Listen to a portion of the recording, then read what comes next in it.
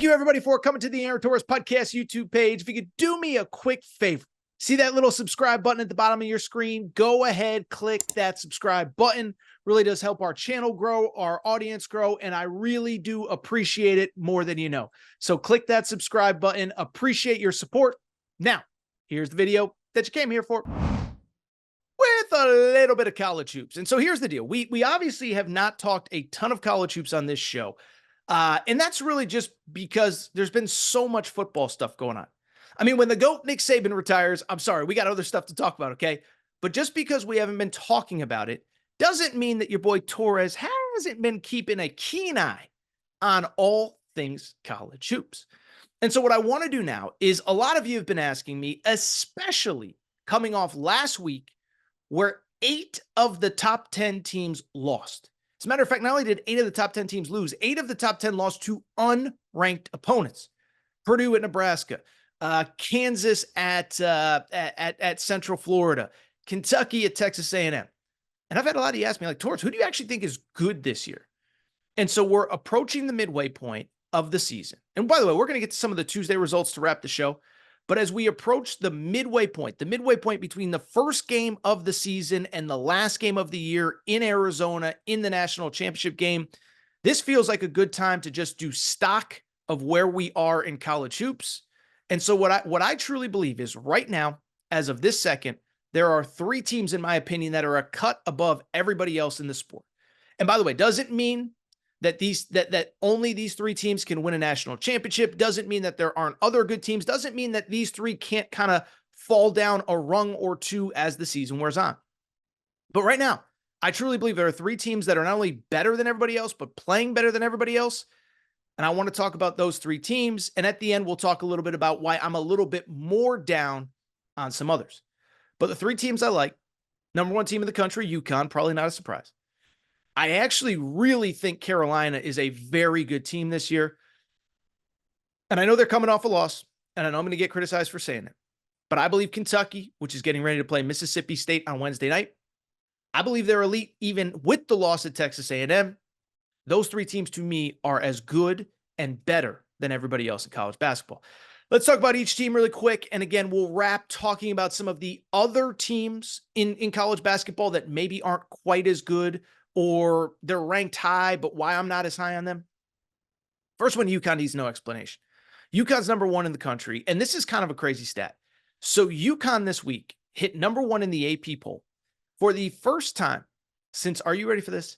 2009. 2009.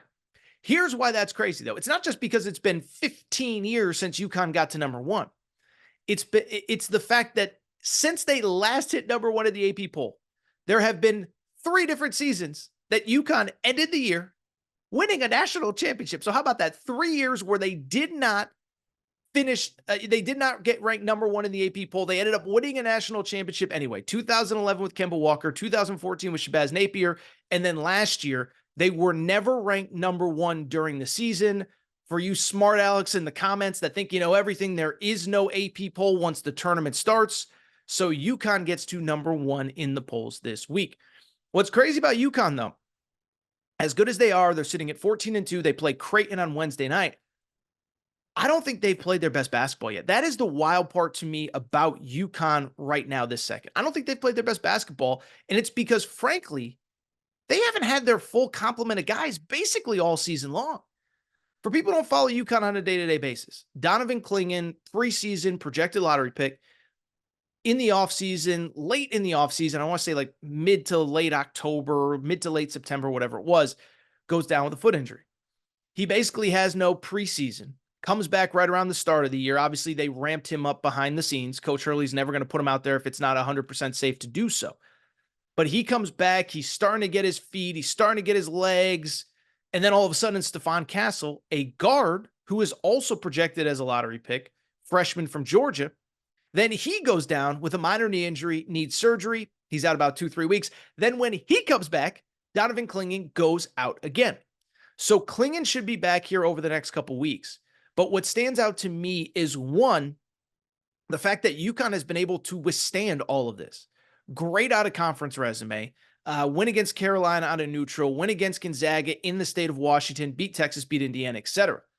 But beyond that, they're 14-2, and other guys have stepped up.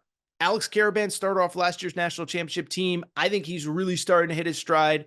26 points against Georgetown the other night at home, the last game before they got ranked number 1. Cam Spencer has been a stud transfer from Rutgers. Tristan Newton's been kind of up and down. I saw him at Fog Allen Fieldhouse drop like 30-plus points in that game.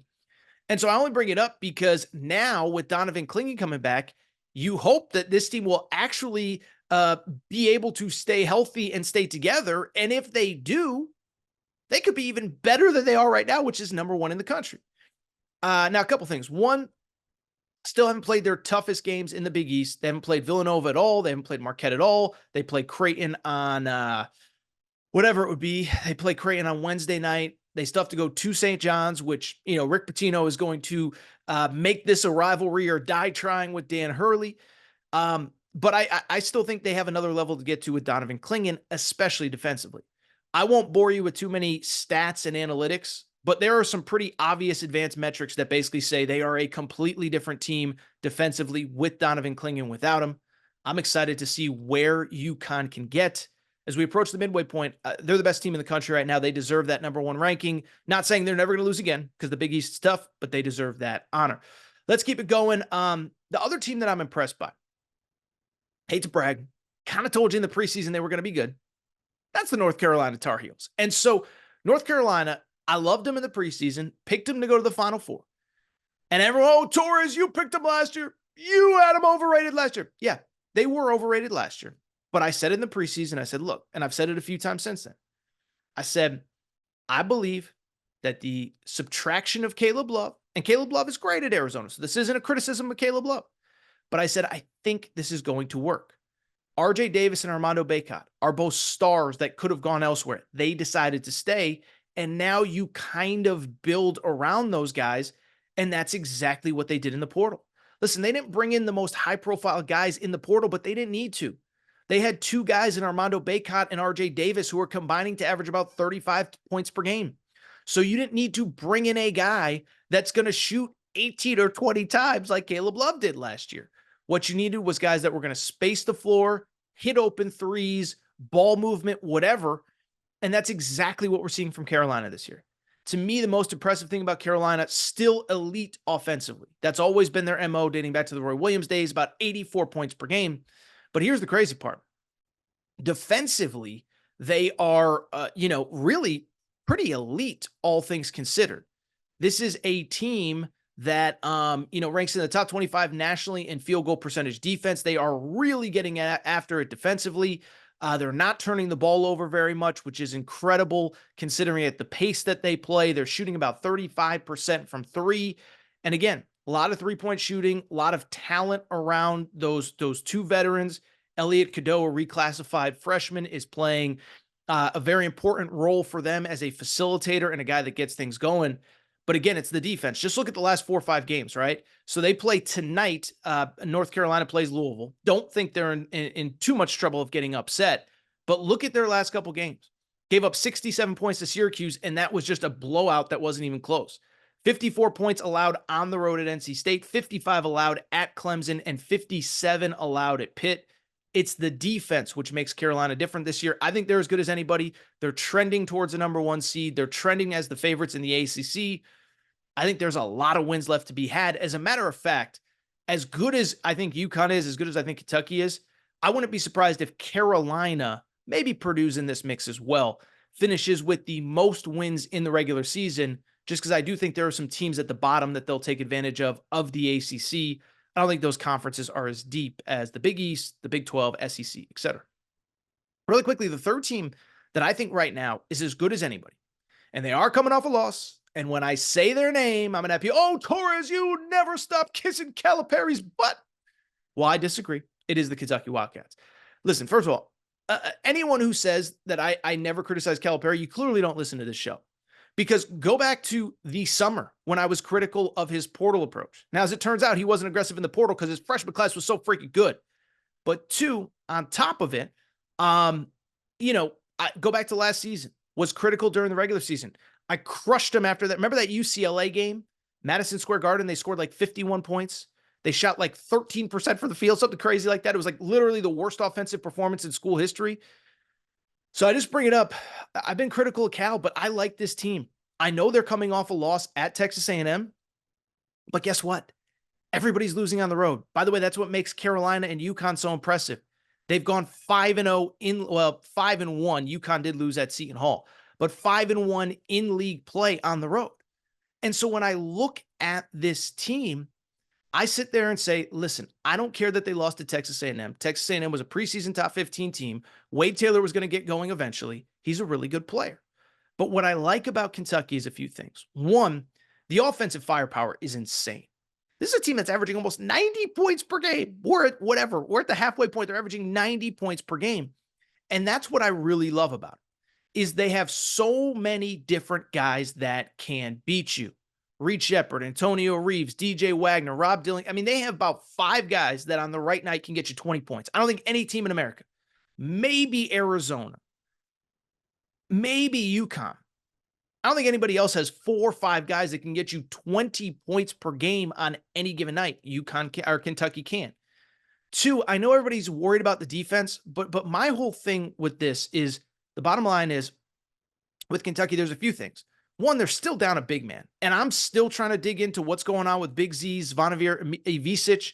I'm still trying to figure out why he is not eligible, what is going on, what is the secret, why is the NCAA not making him eligible? But you have an NBA-level talent still sitting on your bench, and he's a guy that I do think now that we're in SEC play, you need. We saw against Texas A&M, Aaron Bradshaw goes down. You got to play Ogano and Yenso like 28, 30 minutes. You never want to do that, no disrespect to the kid. So I just bring it up because to me, they will get better defensively just as their big guys get healthy. But the other thing is you can teach defense. And the thing that I keep going back to with Kentucky, and I did a radio interview with my buddy Dave Shoemate on his podcast. So I guess it was a podcast interview, not a radio interview. But I spoke with him. And I said, look, we overanalyze the NCAA tournament. The NCAA tournament is about guard play. And in my opinion, the NCAA tournament is about can you put the ball in the basket? Because there are certain teams, we see them every year. They play these close, low-scoring games. They beat you up defensively, but they don't have enough offensive firepower. Virginia through the years. The one year Virginia won the national championship, it was because they had guys that could put the ball in the basket.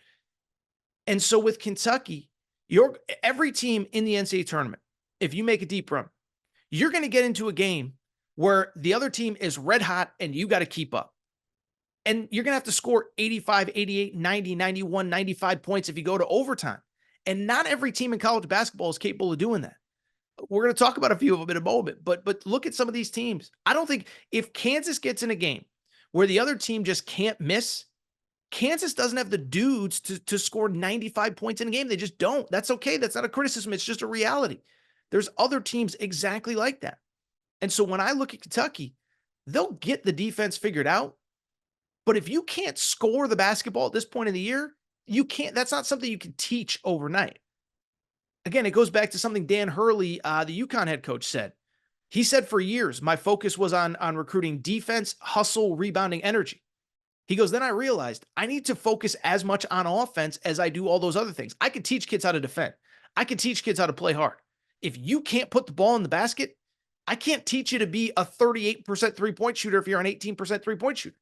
And so I look at Kentucky. They got guys that can put the ball in the basket.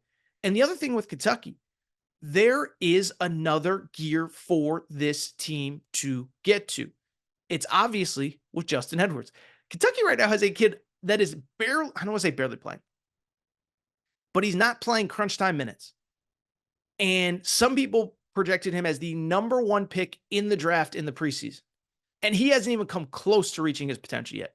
So if they get that guy going, on top of, they're averaging 90 points a game.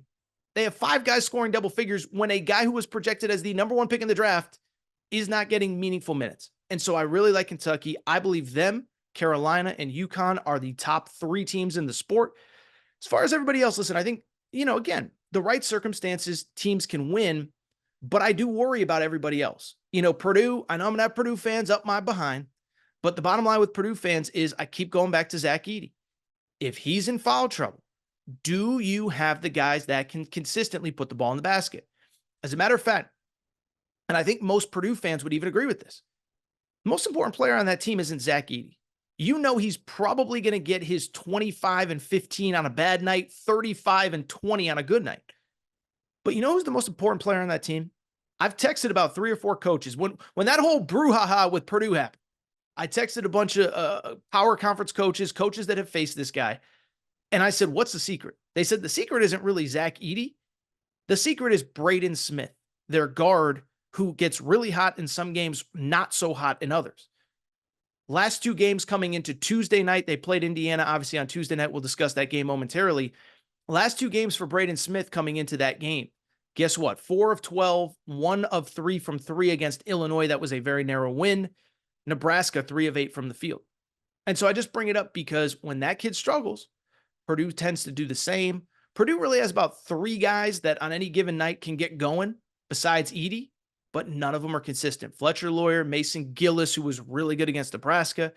So we'll see what happens. But right now, Purdue, I don't care if they're number 2 in the country. They're a tier below. Same with Kansas. We've talked about them enough. They need other guys to step up. They need more depth. Bill Self is so good. I'm sure he'll figure it out. But it can't just be relying on McCullough and Dickinson and KJ Adams every night. They need guys off the bench. They need scoring off the bench. It needs to be Furphy. It needs to be Nick Timberlake. It needs to be some of these other guys, Elmarko Jackson. I trust Bill Self, but they're not there yet. Arizona, listen, I still think Arizona has as much upside as anybody in this sport. But bottom line is, of their last 5 games away from home, they're 1-4 overall. Lost to Purdue on a neutral, lost to Florida Atlantic on a neutral, beat a bad Cal team at Cal, lost at Stanford, lost at Washington State. That ain't going to get it done. They need to get right there. And then you look at everybody else. Duke, I think, is getting there. I actually think Duke is really kind of trending up, to be honest, but I don't think they're quite there yet. Some injuries. Mark Mitchell's out. When is he coming back? All that good stuff. And yeah, I think there's a few others, but as I said, to me, those are the top 3. Kentucky, UConn, Carolina, and Kentucky in some order. They are, to me, a cut above everybody else in college.